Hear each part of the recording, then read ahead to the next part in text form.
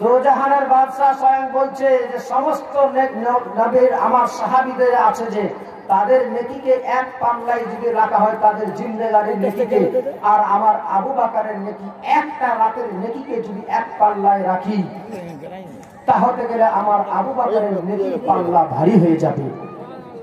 সেই আবু বকর বলেছিলেন, ইয়া রাসূলুল্লাহ, নবী গো, আপনি সিজদা থেকে মাথাকে তুলে নেন, আপনার উম্মত উম্মতীদের জন্য যে আপনি কাঁদছেন, আপনাকে কাঁদতে হবে না, আমি নিজের জীবনের সমস্ত নেকি দান করে দিব। তবু আমার নবী সিজদা থেকে মাথা তুলেছিল না। বলছিলেন যে একটা রাতের নেকি, সেটা হচ্ছে কোন রাত? সেটা হচ্ছে হিজরতের রাত। কোন রাত? জোরে বলেন। হিজরতের রাত। যেই হিজরতের রাতের ব্যাপারে আপনারা শুনেছেন, খালি 1 মিনিটে আমি শেষ করছি বলে হিজরতের ব্যাপারে শুনুন।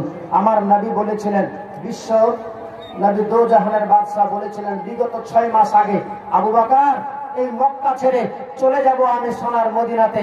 এই মক্কার মতো সরজমিনে যেটা হচ্ছে আমার জন্মস্থান, এই জন্মস্থানে আমার থাকা হবে না, আমাকে এই মক্কার বেঈমানেরা থাকতে দিবে না, তাই আমাকে এই মক্কা ছেড়ে চলে যেতে হবে সোনার মদিনাতে। আবু বকর, তুমি যাবে আমার সঙ্গে? বলুন সুবহানাল্লাহ। তাই যেদিন আমার নবী যায়, সেই দিন রাত্রিবেলায় গিয়ে আবু বকরের ঘরে শুধু খালি দরওয়াজায় একটা টাচ করেছিলেন, এইভাবে করে। যেমনি আওয়াজ দিয়েছে সঙ্গে সঙ্গে লাব্বাইক ইয়া রাসূলুল্লাহ বলে দাঁড়িয়ে গিয়েছে। বলুন সুবহানাল্লাহ। আমার নবী সে সময় জিজ্ঞেস করেছিলেন, আবু বকর, তুমি ঘুমাও নাই? সে সময় আবু বকর সিদ্দিক কুরবান জান দোস্ত, যে নবীর আজ আমরা উম্মতি হয়ে আজ এই রহমত ভরা সবাই বসে আছি, সেই নবীর সাহাবীর জবাব দেখুন কেমন ছিলেন তারা, নবীর প্রেমিক কেমন ছিলেন, নবীর আশিক। আজ আমরা মুসলমান 2-10টা মিনিট 2-1 ঘন্টা বসতে আমাদের কলেজা ফেটে যাচ্ছে, কিন্তু নবীর আশিক কেমন ছিলেন, নবীর দিওয়ানা কেমন ছিলেন?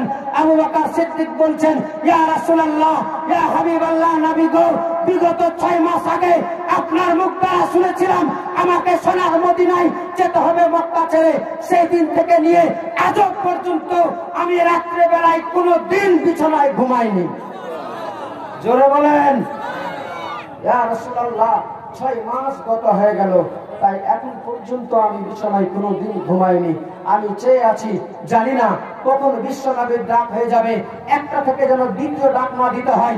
কারণ দ্বিতীয় ডাকে যদি আমার বিশ্ব নবীর মনে যদি একটু ব্যথা হয়, যদি একবার নবী আমার নারাজ হয়ে যায়, খোদা আমার প্রতি নারাজ হয়ে যাবে, খোদা আমার প্রতি বিরাজ হয়ে যাবে, আমার দুনিয়া আখিরাত সব বরবাদ হয়ে যাবে।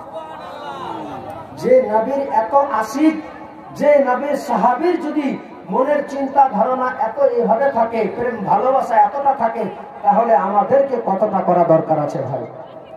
সেই নবী বলছেন যে সমস্ত সাহাবীদের নেকি যত আছে, আর আমার নবীর এই আমার সাহাবী আবু বকরের নেকি এক পাল্লার মধ্যে যদি রাখা হয় সমান সম্ভবপর হবে না, আবু বকরের নেকি বেশি হবে।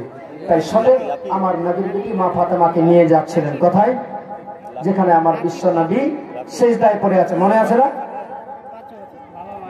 সুবহানাল্লাহ। এক ভাই আমার বাবা ভাইয়ের নামে 200 টাকা করেছেন দান। আল্লাহ তাআলা যেন পুরা করে মনের আরমান সকলে মিলে বলুন আল্লাহুম্মা আমিন। বাস শেষ না করতে গেলে আবার কথাটা থেকে আছে, আবার হয় শেষ করে আমি বিদায় নিব ইনশাআল্লাহ। নবীর বেটি মা ফাতেমা খাতুনে জান্নাত গিয়ে পৌঁছালেন, গিয়ে বলতে লাগলেন, আব্বা, ও আব্বা, সিজদা থেকে মাথাটাকে তুলে নেন আব্বা, দয়া করে এই সিজদায় না পড়ে থেকে আপনি মাথাকে সিজদা থেকে তুলে নেন।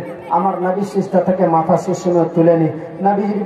নবীর বেটি মা ফাতেমা বলছেন, ইয়া রাসূলুল্লাহ, ইয়া হাবিবাল্লাহ, নবী গো, আপনার সিজদায় যে আপনি পড়ে আছেন, আপনার সঙ্গে আপনাকে দেখতে না পেয়ে আজ মদিনার মতো সরজমিনে মদিনার মানুষ দানা পানি সব ছেড়ে দিয়েছে, মদিনার মতো সরজমিনে বাড়িতে রান্না পর্যন্ত সবার বন্ধ হয়েছে, এমনকি বাচ্চারা মায়ের কোলে যে শিশু বাচ্চা দুধ খায় সে পর্যন্ত দুধ ছেড়ে দিয়েছে আপনার সঙ্গে আপনাকে দেখবে বলে। তাই বলে, ইয়া রাসূলুল্লাহ, আপনি সিজদা থেকে মাথাটাকে তুলে নেন।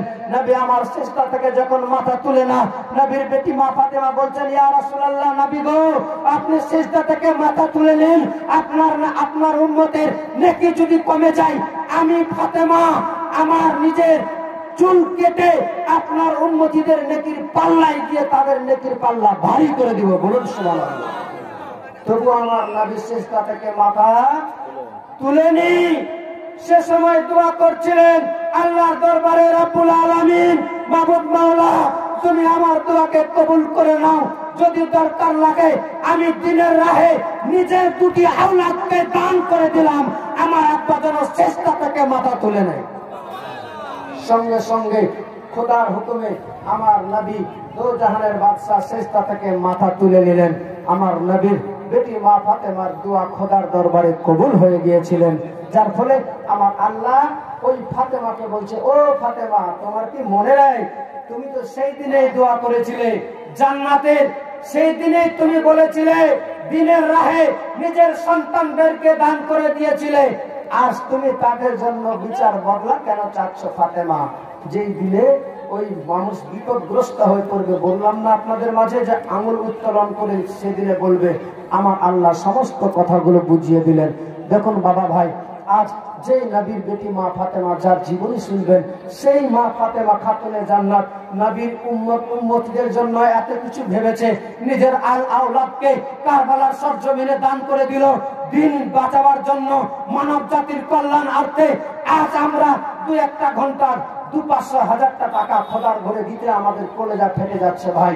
আজকে দেখুন না, যদি আজকে তাদের মতো আমাদের দুর্দশা দাঁড়াতো, তাহলে আমাদেরকে নিজের ছেলে দান করতে হতো, আমাদের দ্বারা সম্ভবপর হতো না। কিন্তু দেখুন আল্লাহ তাআলা আমাদেরকে কত সুযোগ দিয়েছেন যে যদি তোমরা অল্প কিছু দান করো, তাহলে গেলে তাতেই তোমাদের বেড়া পার হয়ে যাবে। তোমরা ভালোভাবে শরীয়তের পথে চলার চেষ্টা করো, আল্লাহ তাআলা অবশ্যই মনের আশা মনের বাসনা কবুল করবে। সকলে মিলে বলুন আল্লাহুম্মা আমিন।